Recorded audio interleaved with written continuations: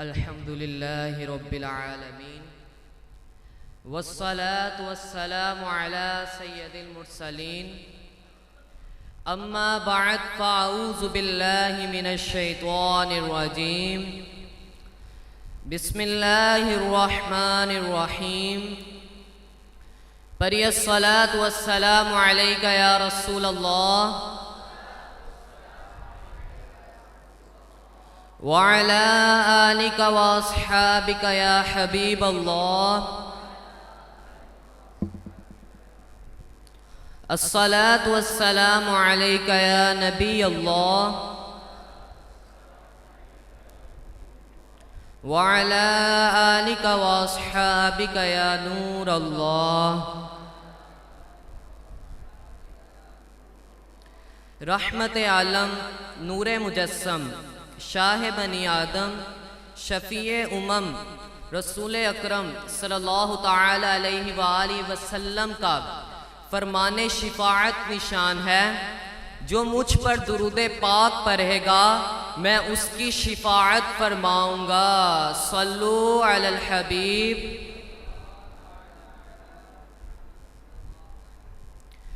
میرے آقا اعلیٰ حضرت امام اہل سنت ولی نعمت عظیم البرکت عظیم المرتبت پروانہ شمع رسالت مجدد دین و ملت حامی سنت ماہی بدعت عالم شریعت پیر طریقت باعث خیر و برکت حضرت علامہ مولانا الحاج الحافظ القاری شاہ امام احمد رضا خان علیہ رحمت الرحمن کی ولادت باسعادت بریلی شریف کے محلہ جسولی میں شوال المکرم 1272 بروز ہفتہ بوقت ظہر مطابق 14 جون 1856 کو ہوئی۔ سن پیدائش کے اعتبار سے آپ کا نام المختار 1272 ہجری ہے۔ جناب سید ایوب علی شاہ صاحب رحمۃ اللہ تعالی علیہ فرماتے ہیں کہ بچپن میں آپ رحمۃ اللہ تعالی علیہ کو گھر پر ایک مولوی صاحب قرآن مجید پڑھانے آیا کرتے تھے۔ ایک روز کا ذکر ہے کہ مولوی صاحب کسی آیت کریمہ میں بار بار ایک لفظ آپ رحمۃ اللہ تعالی علیہ کو بتاتے تھے، مگر آپ رحمۃ اللہ تعالی علیہ کی زبان مبارک سے نہیں نکلتا تھا۔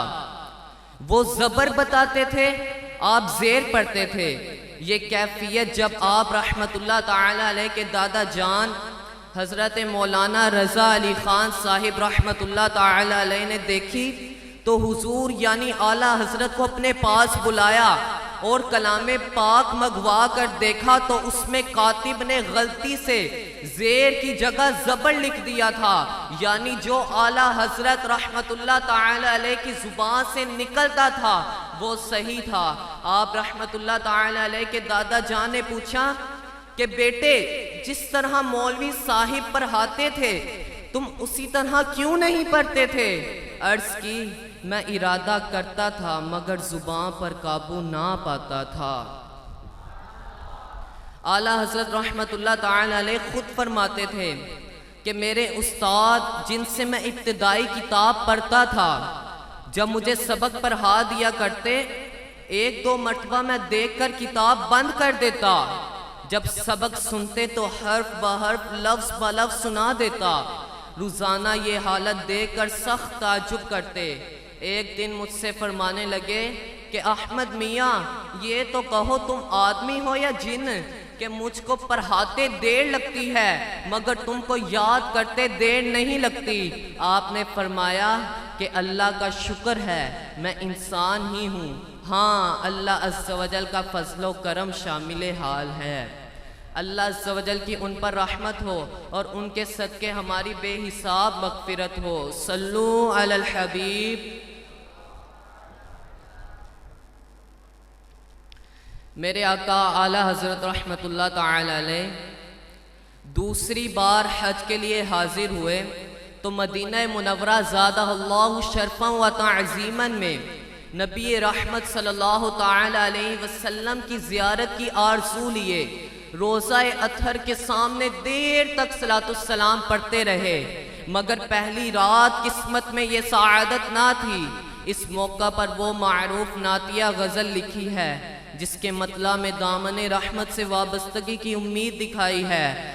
وہ سوئے لال ازار پھرتے ہیں، وہ سوئے لال ازار پھرتے ہیں، تیرے دن اے بہار پھرتے ہیں۔ اے بہار جھوم جا کہ تجھ پر بہاروں کی بہار آنے والی ہے۔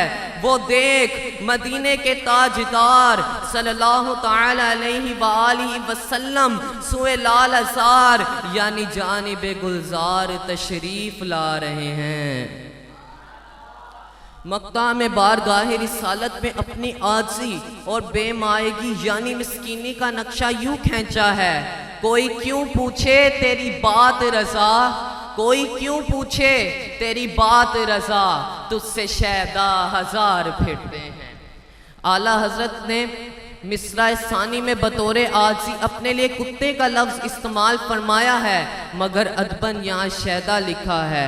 اس مقطع میں عاشق ماہ رسالت سرکار اعلیٰ حضرت کمال انکساری کا اظہار کرتے ہوئے اپنے آپ سے فرماتے ہیں، اے احمد رضا تو کیا اور تیری حقیقت کیا، تجھ جیسے تو ہزاروں سگانے مدینہ گلیوں میں یوں پھر رہے ہیں۔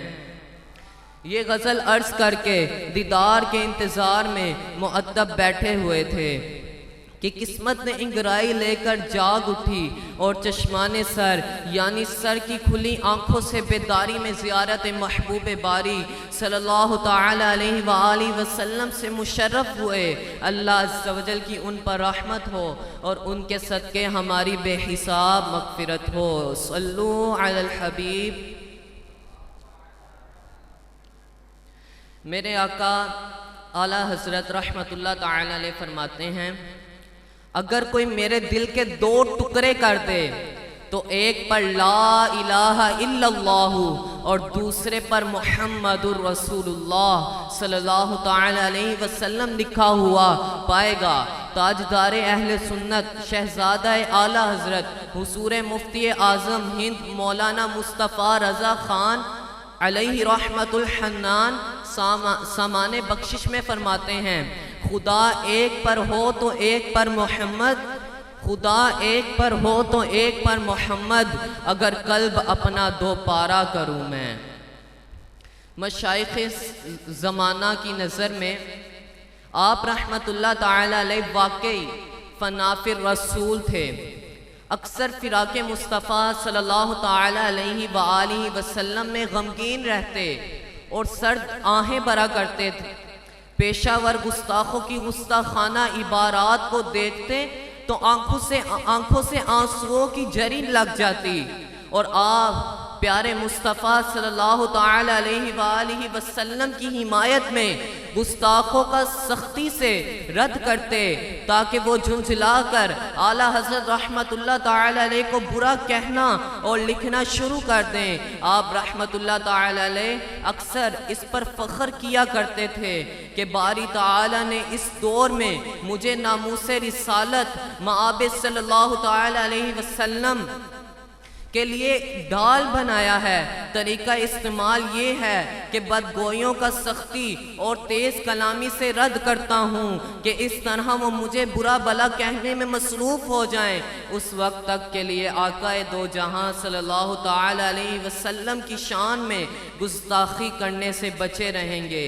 ہدایت بخشش شریف میں فرماتے ہیں، کروں تیرے نام پہ جاں فدا، نہ بس ایک جاں دو جہاں فدا، کروں تیرے نام پہ جاں فدا، نہ بس ایک جاں دو جہاں فدا، دو جہاں سے بھی نہیں جی برا، کروں کیا کروڑوں جہاں نہیں۔ غربا کو کبھی خالی ہاتھ نہیں لوٹاتے تھے، ہمیشہ غریبوں کی امداد کرتے رہتے، بلکہ آخری وقت بھی عزیز و اقارب کو وصیت کی کہ غربا کا خاص خیال رکھنا، ان کی خاطر داری سے اچھے اچھے اور لذیذ کھانے اپنے گھر سے کھلایا کرنا اور کسی غریب کو مطلق نہ جھڑکنا۔ آپ رحمت اللہ تعالی علیہ اکثر تصنیف و تالیف میں لگے رہتے، پانچوں نمازوں کے وقت مسجد میں حاضر ہوتے اور ہمیشہ نماز با جماعت ادا فرمایا کرتے تھے۔ آپ رحمت اللہ تعالی علیہ کی خوراک بہت کم تھی۔ اللہ عز و جل کی ان پر رحمت ہو اور ان کے صدقے ہماری بے حساب مغفرت ہو۔ صلو علی الحبیب۔ ماشاءاللہ عز و جل یہ تھے ہمارے اولا عصری حسنی کے طالب علم منیب امجد، جو حضرت اعلیٰ حضرت رحمت اللہ تعالی علیہ آپ کی شان بیان فرما رہے تھے۔ اللہ عز و جل ان کے مزار پر اپنی کروڑوں رحمتوں کا نزول فرمائے۔